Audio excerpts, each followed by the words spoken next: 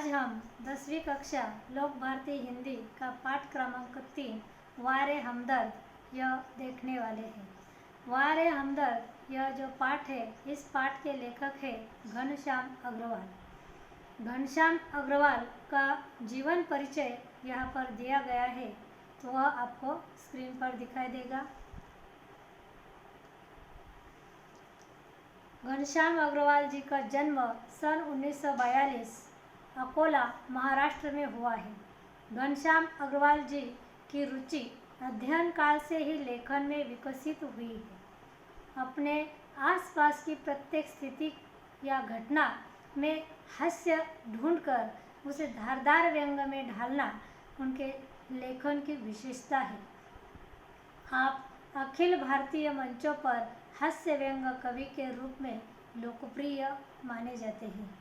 उनकी प्रमुख कृतियाँ हंसी घर के आईने, यह हास्य व्यंग उन्होंने लिखा हुआ है। आज़ादी की धूम, आई एम सॉरी, यह हास्य कविता संग्रह उन्होंने लिखा हुआ है। अपने अपने सपने लघु कथा संग्रह उन्होंने लिखा हुआ है।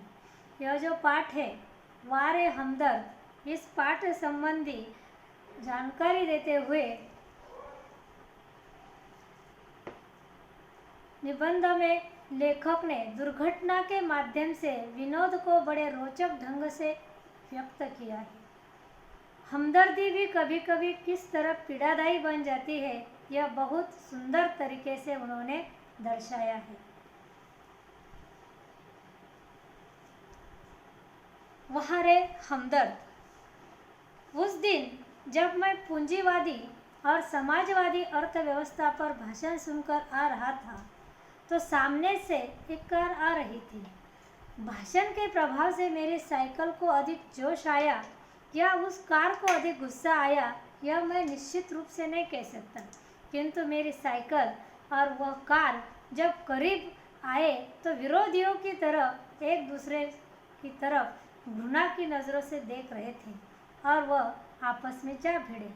मैंने खामखा पूंजीवादी और समाजवादी के झगड़े में टांग अड़ाई।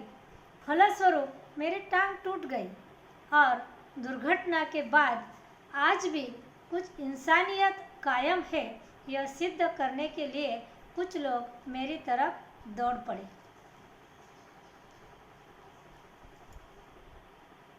उन लोगों ने मुझे एक अस्पताल में भर्ती करवाया था और जब मेरी आँख खुल गई तो मैंने अपने आप को एक बिस्तर पर पाया। इर्द गिर्द कुछ परिचित चेहरे खड़े दिखाई दे रहे थे। आँख खुलते ही उनके चेहरों में प्रसन्नता दिखाई दी। खुशी की लहर दौड़ पड़ी। मैंने कर्राते हुए उनसे पूछा कि मैं कहाँ हूँ। तब उनमें से एक व्यक्ति ने मुझे कहा कि आप सार्वजनिक अस्पताल के प्राइवेट वार्ड में हैं। आपका एक्सीडेंट हो गया है और सिर्फ आपका एक पैर फ्रैक्चर हुआ है। अब घबराने की कोई बात नहीं है। एक चेहरा इतने तेजी से जवाब दे रहा था कि मानो मुझे होश आने का वह इंतज़ार कर रहा था और इसीलिए वह वहाँ रुका हुआ था। अब मैं अपनी टांगों की ओर देखता रहा। मेरी एक टांग अपनी जगह पर सही सलामत थी और दूसरी टांग जो है वह स्टैंड के सहारे लटक रही थी। मेरे दिमाग में एक नए मुहावरे ने जन्म लिया, टांग का टूटना। टांग का टूटना यानी एक पैर टूट गया था और मुझे सार्वजनिक अस्पताल में कुछ दिन रहना पड़ा। यह सार्वजनिक अस्पताल का ख्याल आते ही मेरा रूह कांप उठा। अस्पताल तो वैसे ही एक बहुत खतरनाक शब्द होता है, लेकिन उसके आगे अगर सार्वजनिक यह शब्द चिपका हो तो समझो कि आत्मा का परमात्मा से मिलन होना ही है।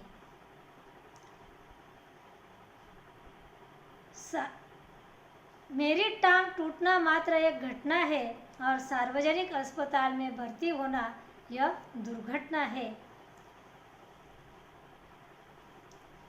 टांग से ज़्यादा फिक्र मुझे उन लोगों की हुई जो लोग हमदर्दी जताने के लिए मिलने आते हैं।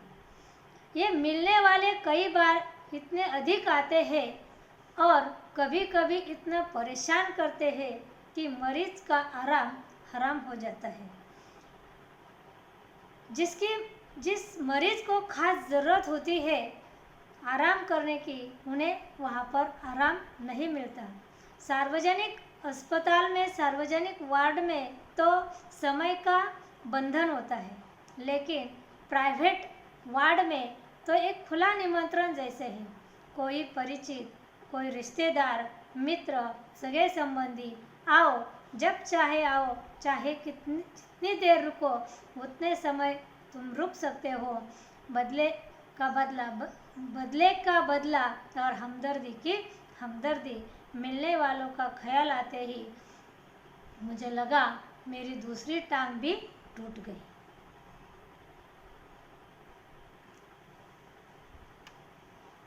मुझसे मिलने के लिए सबसे पहले तो वे लोग आए जिनकी टांग या कुछ और टूटने पर मैं उनसे मिलने गया था,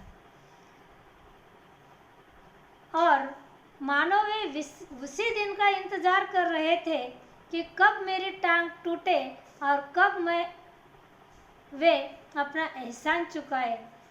इनकी हमदर्दी में यह बात खास छिपी रहती है कि देख बेटा, तेरा भी वक्त आ गया है। धन्यवाद।